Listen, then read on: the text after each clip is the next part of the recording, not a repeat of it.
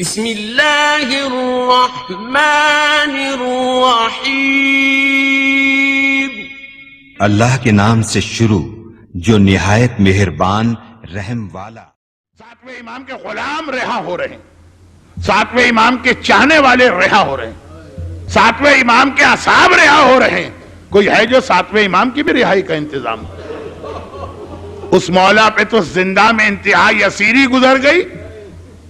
میں شعر نہیں پڑھ رہا ہوں، میں نظر بنا رہا ہوں۔ جوانی بھی وہیں، پیری بھی وہیں، قید سے رہائی بھی ملی تو بڑی عجیب حالت میں ملی۔ قید خانہ بھی کیسا تھا، زمین سے اتنا نیچے اس زمانے کے اعتبار سے۔ آج تو ٹیکنالوجی بہت ترقی کر گئی، اس زمانے میں نہ سورج کی روشنی پہنچے نہ ہوا پہنچے۔ ہارون نے کہا اس قیدی کے لیے میں ہوا بھی بند کر رہا ہوں، پانی بھی بند کر رہا ہوں، سورج بھی بند کر رہا ہوں۔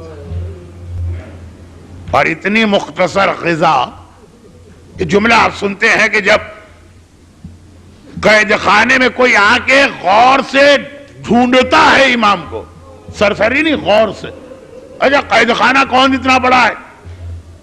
اتنا چھوٹا ہے کہ اگر امام کبھی لیٹنا چاہیں تو پیر نہیں پھیلا سکتے، کھڑا ہونا چاہیں تو پورا قد کے ساتھ کھڑے نہیں ہو سکتے، سر چھت سے ٹکراتا۔ اور اس میں کوئی ڈھونڈے امام کو، پھر بھی امام نظر نہ آئے، ایسا لگے ایک سفید کپڑا زمین پر۔ اتنے چھوٹے کمرے میں ایک ہی آدمی ہے، وہ بھی کپڑا لگے کتنا کمزور میرا ساتواں امام۔ لیکن اس کمزوری کی حالت میں بھی نہ گلے کا توق کاٹا گیا تھا، نہ ہاتھوں کی ہتھکڑی، نہ پاؤں کی بیڑی۔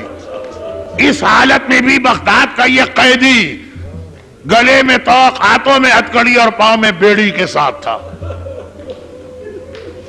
یہاں تک کہ شہادت کے بعد جب یہ لاشا بغداد کے پل پہ رکھوایا گیا تو اس وقت بھی نہ ہتھکڑی کاٹی گئی نہ بیڑی کاٹی گئی۔ لیکن خیر تو میں غلط کہہ گیا، لیکن پروردگار عالم نے یہیں پہ ساتویں امام کا امتحان مکمل کر لیا۔ قید خانے میں زہر سے شہید، رات کے اندھیرے میں بغداد کے پل پہ لاشا رکھوایا۔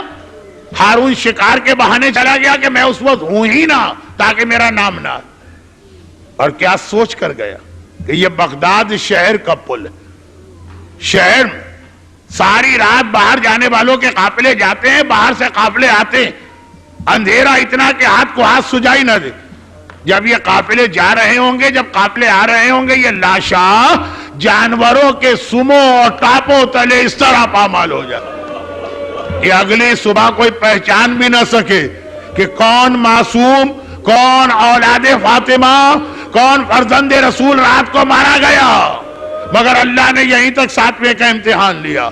اے موسی کاظم، 14 سال کی قید، ہتھکڑی اور بیڑی، زہر سے شہادت، بس تیرا امتحان پورا ہو گیا، اس سے زیادہ امتحان خدا نہ لے گا۔ چنانچہ لاشا تو بغداد کے پل پر وہ خیال کرتے ہوئے رکھوایا گیا تھا، مگر جب گھوڑے اور اونٹ اور خچر اس پل پہ آ رہے ہیں، شہر سے باہر جانے والے جانور آدھے راستے پہ پہنچے، رک گئے، اور اس طرح رکے کہ ان کے سوار چابک مار مار کے چلا رہے ہیں، کوئی جانور آگے نہیں بڑھتا، ایک قطار بنتی چلی گئی۔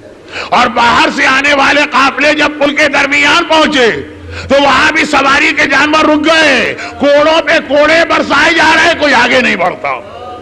اب یہ دونوں طرف کے قافلے والے حیران و پریشان، یہ ہمارے وفادار جانور کیا ہوا؟ وہ اتر کے آئے اور آ کے دیکھا تو کیا دیکھا؟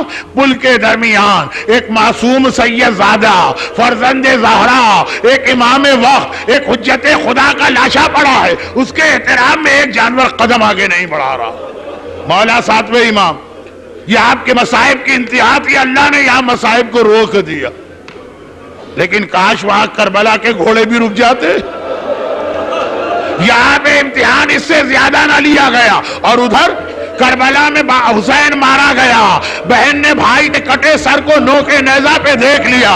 چلہ زینبیہ سے یہ منظر دیکھ کے زینب خیموں میں آئی، اب اپنے لٹے قافلے کو سنبھالنا ہے، اب زینب اس قافلے کی سالار ہے۔ ایک بار زینب کے کان میں گھوڑے دوڑنے کی آواز آتی، اماں فضہ میرا بھیا تو مارا گیا، اب یہ گھوڑے کیوں دوڑ رہے ہیں، ذرا باہر نکل کے دیکھنا۔ عجیب منظر دیکھا فضہ نے، کیا دیکھا؟ عمر سعد کہتا ہے کہ اے میری فوج کے سپاہیوں، تمہیں عربوں کا دستور پتا ہے، جب ہم کسی سے پورا انتقام لیتے ہیں تو اس کے لاشے پہ گھوڑے دوڑاتے ہیں، گھوڑوں کی تیاری کرو۔ نال بندی ہو رہی، گھوڑے تیار کیے جا رہے، لیکن حبیب ابن مظاہر کا قبیلہ بنی اسد قریب رہتا ہے۔ ایک بار وہ آگے آیا، اے سردار، اے پسر سال، ہمارے ساتھی نے بڑی غلطی کی، لیکن یہ ہماری غیرت کے خلاف ہے، ہمارے سامنے اس کا لاشا پامال ہو۔ عمر سعد نے کہا کوئی بات نہیں، حبیب سے میرا کون سا جھگڑا، لے جاؤ لاشا۔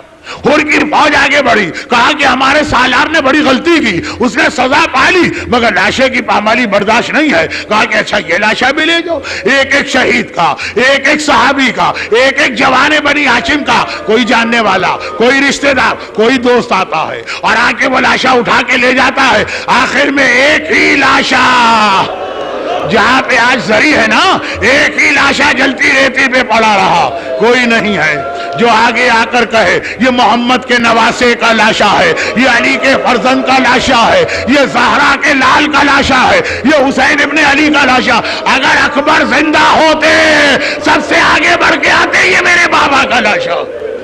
فضہ نے کہا شہزادی بس ذرا آ کے دیکھیے، میں تو کچھ کہہ بھی نہیں سکتی، آگے دیکھیے کیا منظر ہے۔ ہائے زینب، ایک بار پھر تلہ زینبیہ پہ آئی اور یہ منظر دیکھا، میرا ماجایا سینے پہ گھوڑے دوڑ رہے۔ پہلے تو مدینے کا رخ کیا، نانا رسول خدا جس حسین کو سینے پہ سلاتا تھا، ذرا آ کے دیکھ اس کے سینے پہ گھوڑے، اور پھر ایک بار فرات کو دیکھا۔ عباس، آقا کی ذرا سی تکلیف میں تڑپ اٹھنے والا عباس، ذرا آ کے دیکھ تو نہ رہا تو میرے حسین پہ کیا گزری۔ واہ عباسا۔